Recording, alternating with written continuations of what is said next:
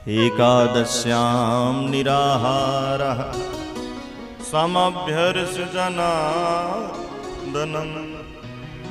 स्नातुं नन्दस्तु कालिन्द्या द्वादश्यां जलमाविशत्।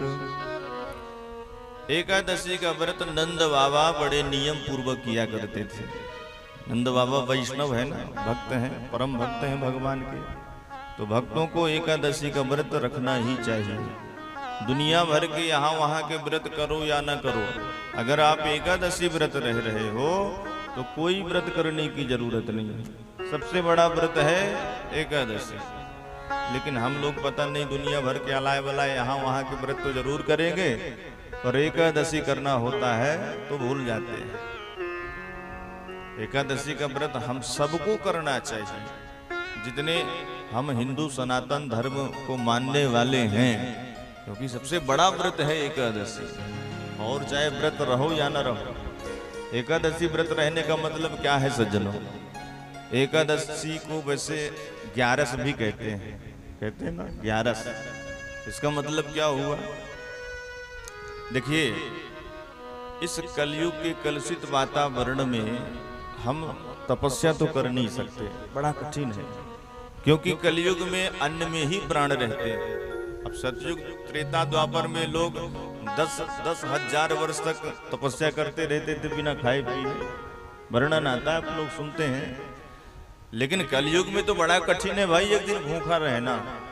लेकिन फिर भी हमारे संतों ने नियम बना दिया कि देखो भाई, रोज व्रत तो नहीं रह सकते, कोई हफ्ते में भी एक दिन कोई व्रत नहीं रह सकते, बड़ा कठिन है, पर कम से कम महीने में तो 2 दिन व्रत रहो।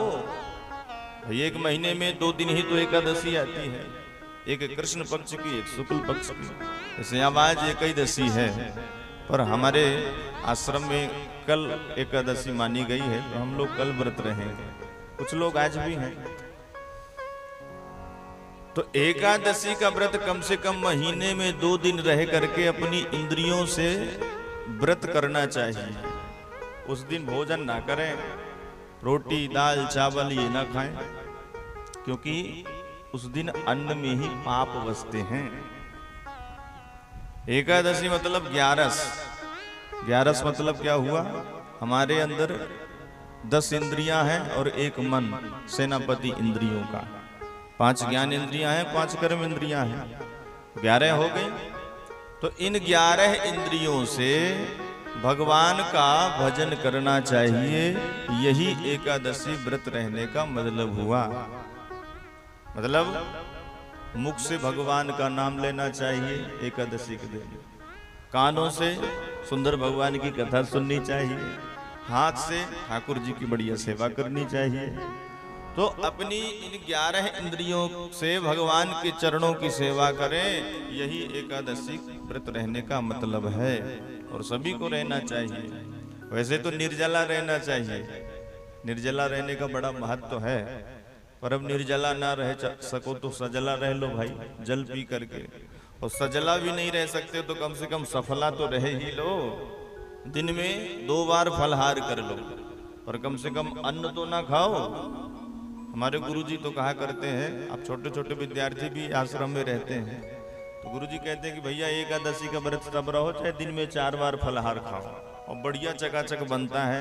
2-3 बार विद्यार्थी लेते हैं, पर रोटी चावल दाल नहीं पाते। तो नंद बाबा भी नियम पूर्वक एकादशी का व्रत किए, पर अर्धरात्रि में ही नंद जी को लगता है ब्रह्म मुहूर्त हो गया, क्योंकि जो साधक लोग होते हैं ब्रह्म मुहूर्त में ही उठते हैं।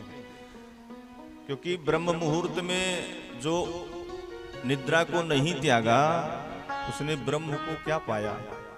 जब ब्रह्म मुहूर्त में जिसने उठा ही नहीं, अपनी नींद नहीं त्याग पाई, तो ब्रह्म को पाना बड़ा कठिन हो जाता है। इसलिए प्रयास करना चाहिए कि सूर्य भगवान निकलने के पहले बिस्तर का त्याग कर ही देना चाहिए, क्योंकि सूर्य भगवान के निकलने तक जो कोई सोता है उसका पुण्य भी सोता रहता है।